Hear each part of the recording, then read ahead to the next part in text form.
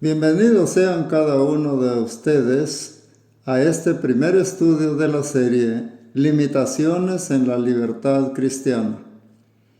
Vamos ahora a tomar nuestras Biblias y las abriremos en la primera carta a los Corintios, capítulo 8. Este capítulo consta de 13 versículos y los vamos a leer todos. Si ya lo tiene, le damos lectura.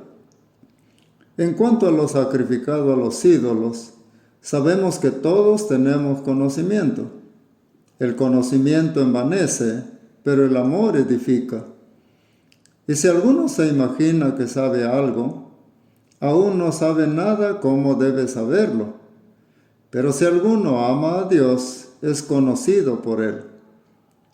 Acerca, pues, de las viandas que se sacrifican a los ídolos, sabemos que un ídolo nada es en el mundo y que no hay más que un Dios. Pues aunque hay algunos que se llamen dioses, sea en el cielo o en la tierra, como hay muchos dioses y muchos señores, para nosotros, sin embargo, solo hay un Dios, el Padre, del cual proceden todas las cosas, y nosotros somos para Él, y un Señor, Jesucristo, por medio del cual son todas las cosas, y nosotros por medio de Él. Pero no en todos hay este conocimiento, porque algunos, habituados hasta aquí a los ídolos, comen como sacrificado a los ídolos, y su conciencia, siendo débil, se contamina. Si bien la vianda no nos hace más aceptos ante Dios, pues ni porque comamos seremos más, ni porque no comamos seremos menos. Pero mirad que esta libertad vuestra no venga a ser tropezadero para los débiles. Porque si alguno te ve a ti que tienes conocimiento sentado a la mesa en un lugar de ídolos, la conciencia de aquel que es débil ¿no será estimulada a comer de lo sacrificado a los ídolos? Y por el conocimiento tuyo se perderá el hermano débil por quien Cristo murió. De esta manera, pues, pecando contra los hermanos e hiriendo su débil conciencia, contra Cristo pecáis. Por lo cual, si la comida le es a mi hermano ocasión de caer, no comeré carne jamás, para no poner tropiezo a mi hermano. Muy bien, vamos a iniciar una serie de estudios, los cuales abarcan este capítulo 8, capítulo 9 y capítulo 10. Y tiene que ver con lo que dice en el versículo 9, que dice: pero mirad que esta libertad vuestra no venga a ser tropezadero para los débiles. Hoy nos introduciremos un poco en este tema.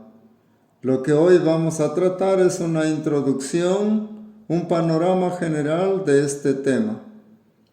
¿De qué está hablando el apóstol Pablo a partir de este capítulo? Incluso en el capítulo 6, versículo 12, él ya menciona algo al respecto cuando dice: todas las cosas me son lícitas, mas no todas convienen. Todas las cosas me son lícitas, mas yo no me dejaré dominar de ninguna.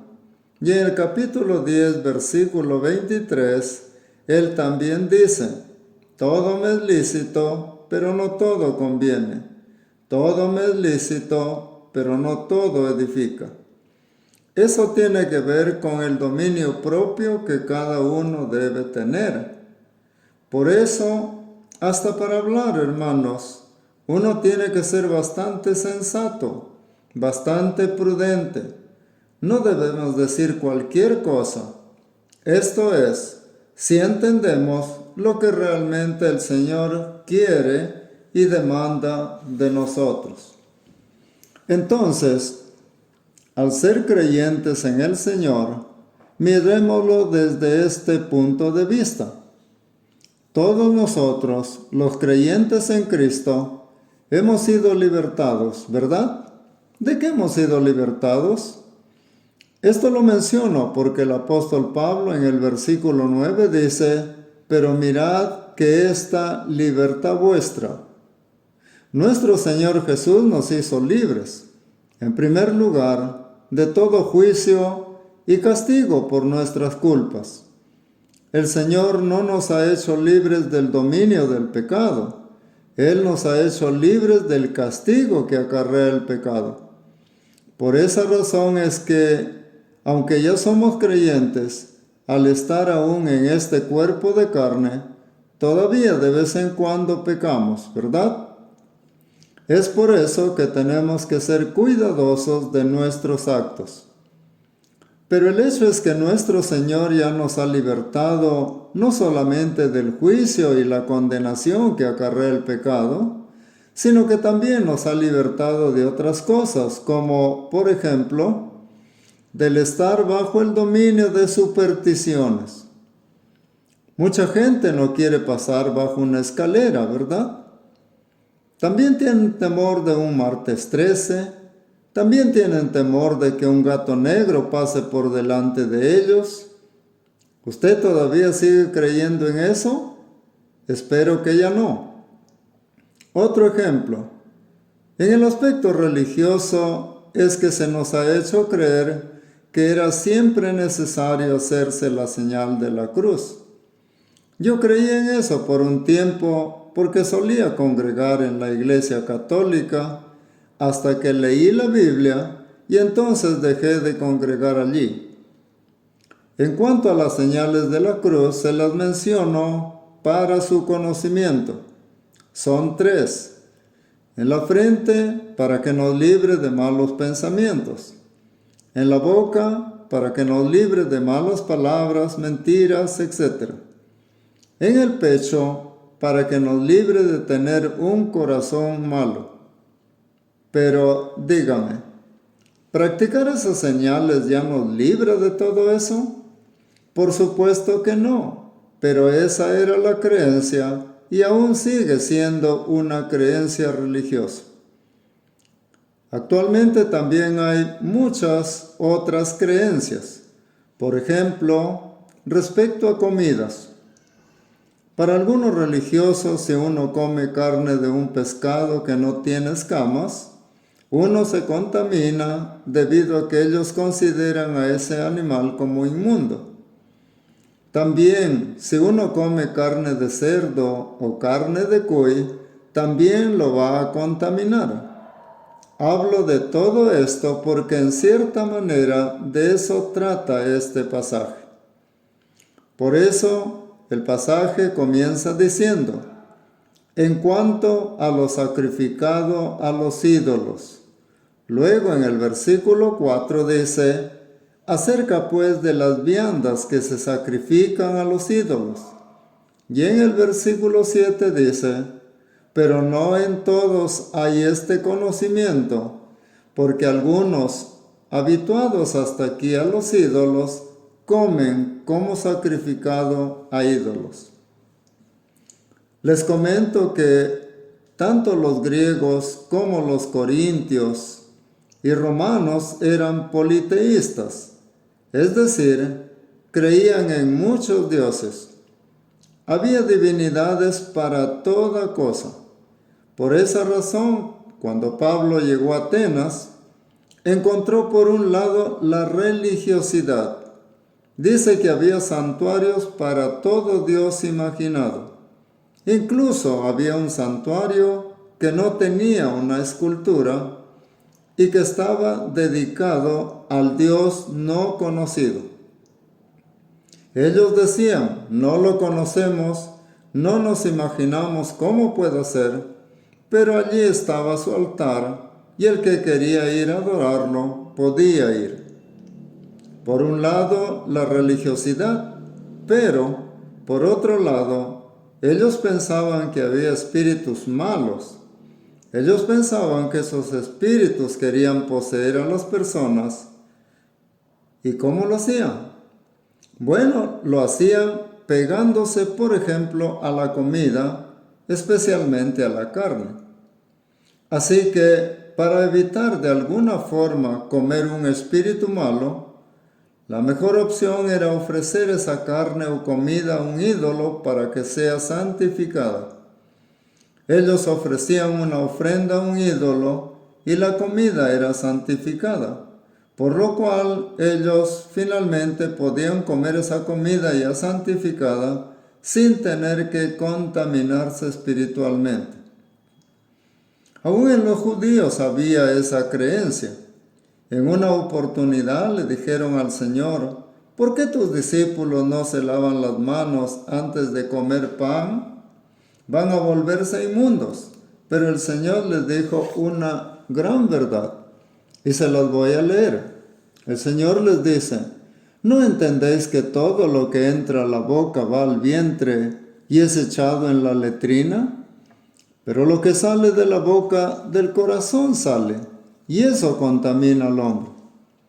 Y los fariseos y los escribas y muchos judíos eran campeones en eso.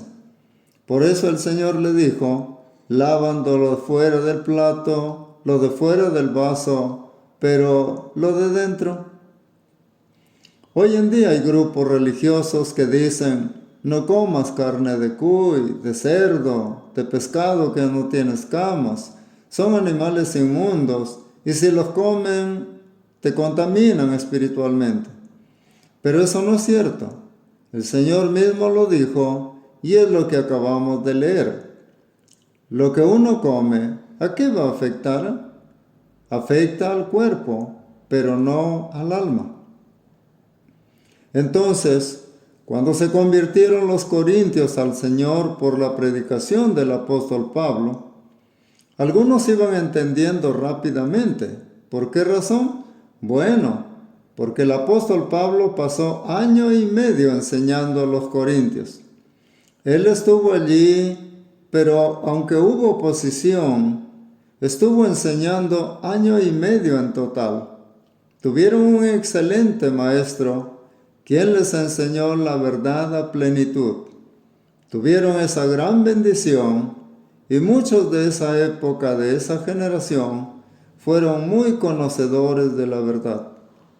El problema llegó después, cuando ellos, al conocer tanto, empezaron a menospreciar a los que no tenían ese conocimiento.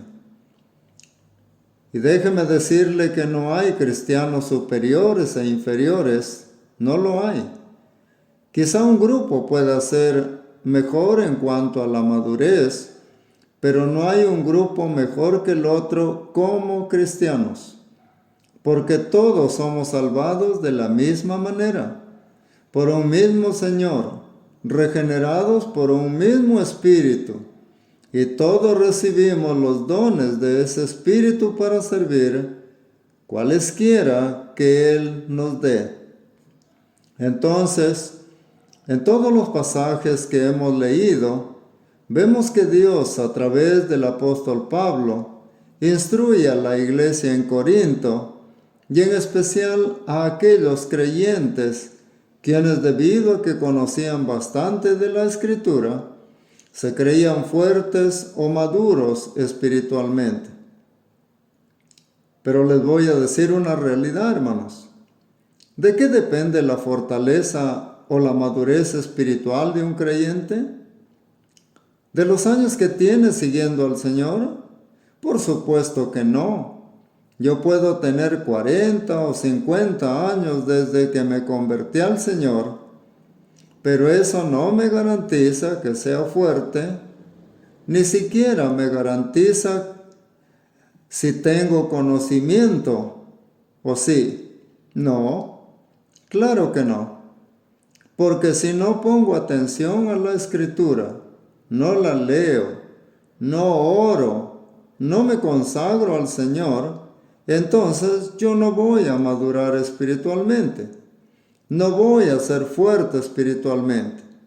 Entonces tenemos esta realidad. Por otro lado, tenemos esta otra realidad, hermanos. El hecho de tener conocimiento tampoco nos puede hacer maduros espiritualmente. ¿Por qué razón? Porque simplemente es conocimiento que está en la mente. Pero tengamos en cuenta que el saber debe ir acompañado con el actuar. Es importante cómo actuamos. Eso es otra cosa. Recordemos que mucha gente seguía al Señor cuando Él estuvo en la tierra.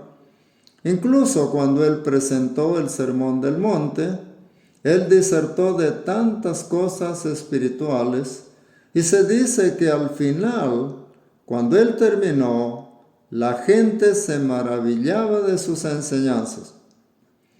Pero no se dice ahí que hubo mucha gente que se convirtió y que decidió seguir al Señor.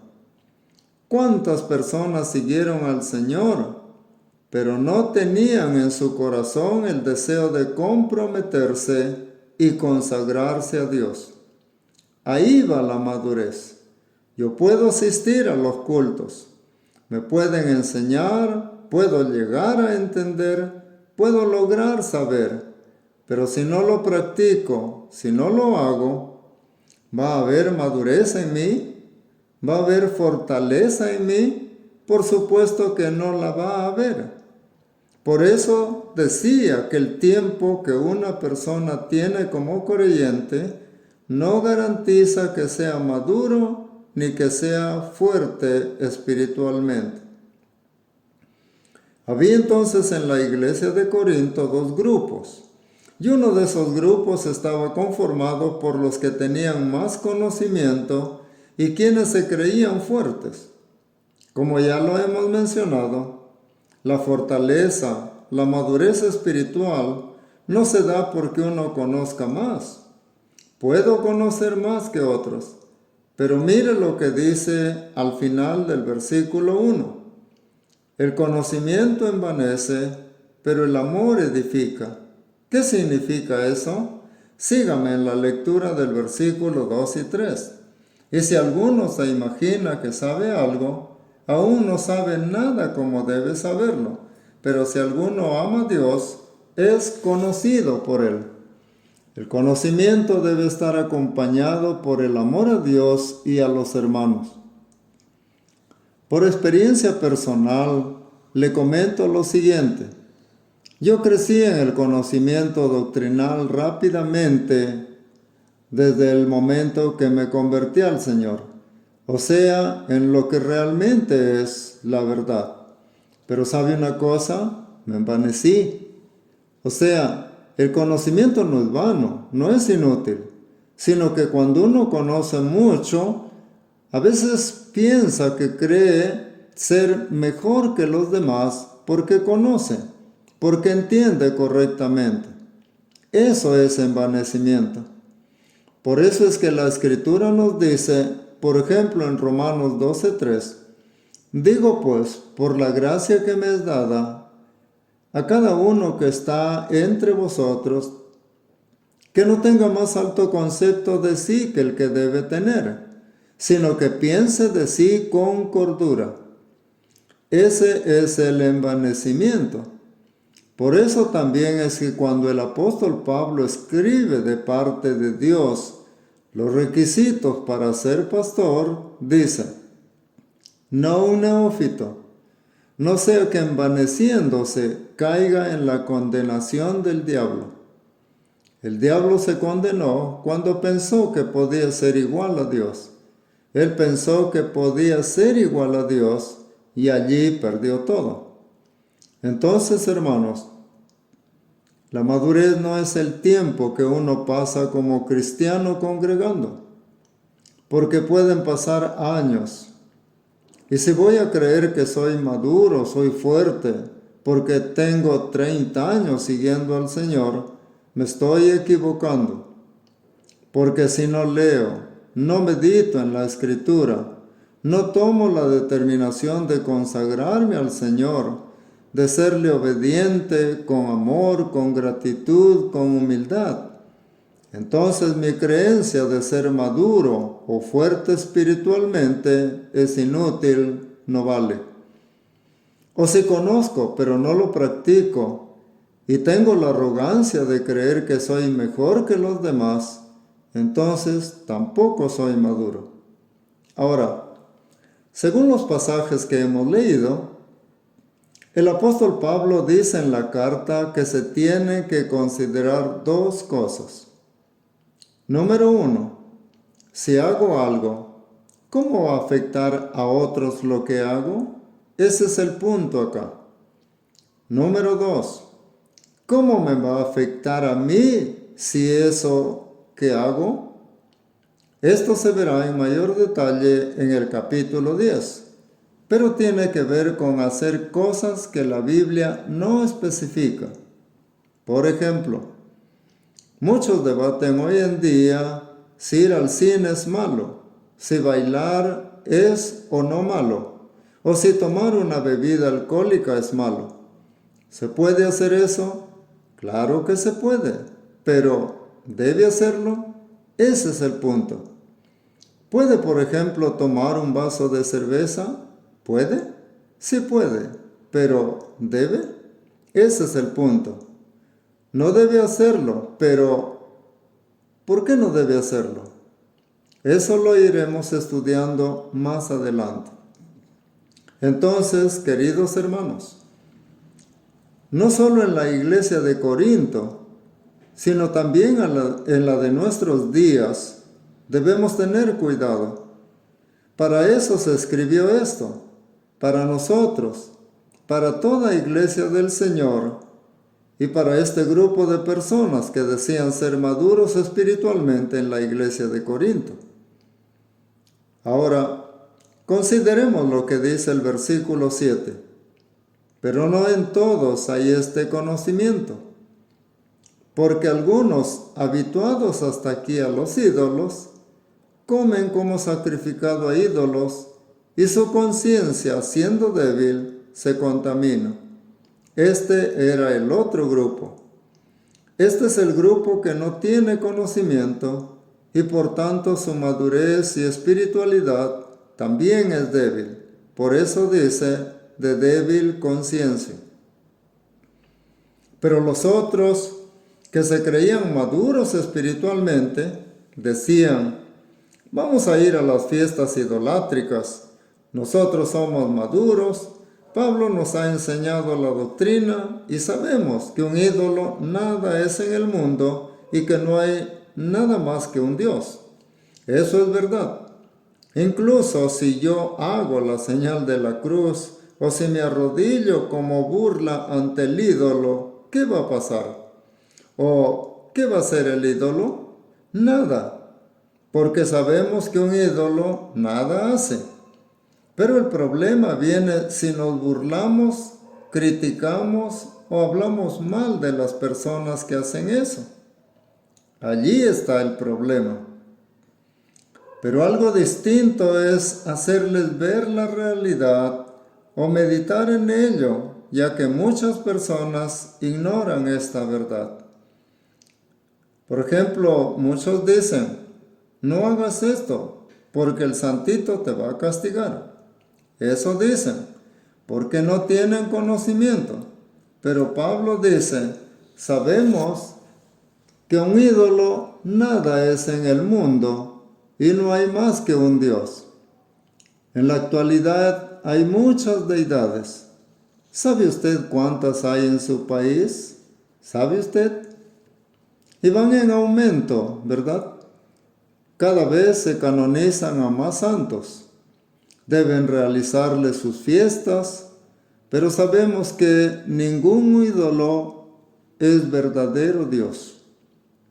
Así también aquellos corintios convertidos sabían que la carne que se comía no estaba contaminada, ni poseída por espíritus malos, y que al comerla no estaba comiendo a ningún espíritu malo.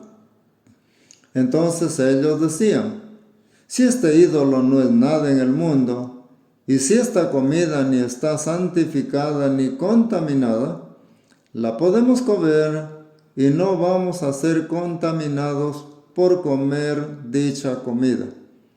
Además, por ejemplo, en el versículo 8 dice, si bien la vianda no nos hace más aceptos ante Dios, ni porque comamos seremos más, ni porque no comamos seremos menos. ¿Qué quiere decir esto? Que el alimento en el aspecto espiritual es neutral. No te hace más consagrado ni más pecaminoso.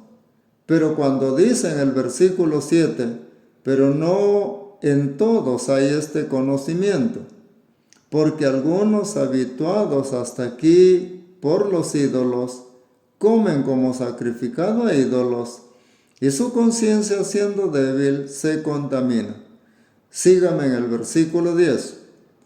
Porque si alguno te ve a ti que tienes conocimiento, sentado a la mesa en un lugar de ídolos, la conciencia de aquel que es débil, ¿no será estimulada a comer de lo sacrificado a ídolos? ¿Es correcto este razonamiento?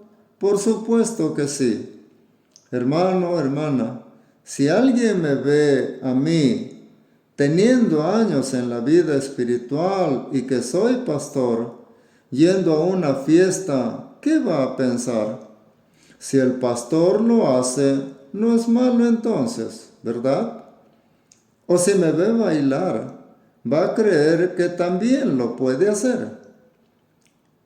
Pero aquí había un problema más grave aún, porque algunos, como dice el versículo 7, recién se habían convertido y recién habían salido de esa idolatría y de filosofías humanas. Entonces, estos recién habían salido de esas prácticas. El versículo 9 dice, pero mirad que esta libertad vuestra no venga a ser tropezadero para los débiles. Que lo que hagamos, hermanos, no vaya a servir para que otros hermanos u otras personas incrédulas tomen una determinación equivocada. Nosotros como iglesias, como cristianos, tenemos que entender esto claramente. De lo que nosotros practiquemos, de lo que nosotros vivimos y nos conducimos en la calle, en el centro de trabajo, en el mercado, en el transporte público, etc.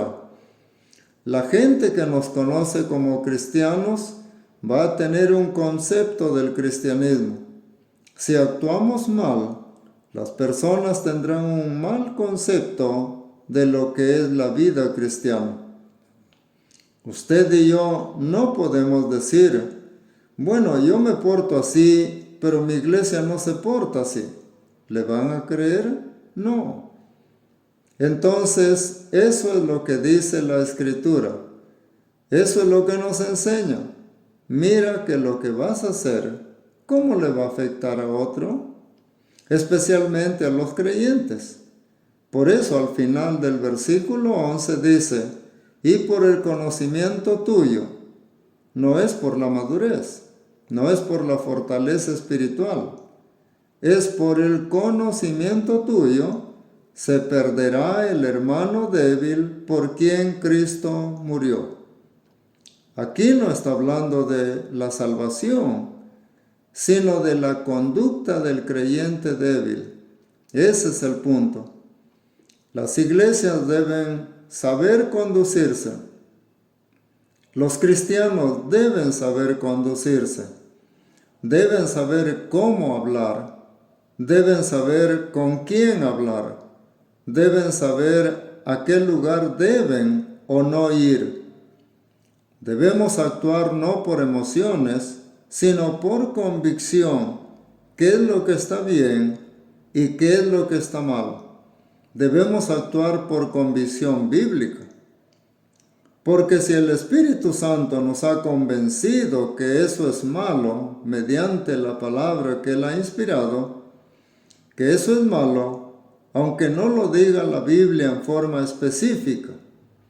La Biblia no habla de cine, de cigarros, pero sí hay enseñanzas que abarcan muchas cosas como esas que no están escritas. Así que, hermanos, concluyendo, tengamos cuidado con lo que hacemos para que no vaya a afectar la espiritualidad de creyentes y de no creyentes. Tengamos bastante cuidado. Que lo que hagamos sea para edificación de nuestros hermanos y prójimo y para la gloria de Dios. Aquí concluimos el estudio de hoy. Muchas gracias por habernos acompañado en este estudio. Dios bendiga a cada uno de ustedes.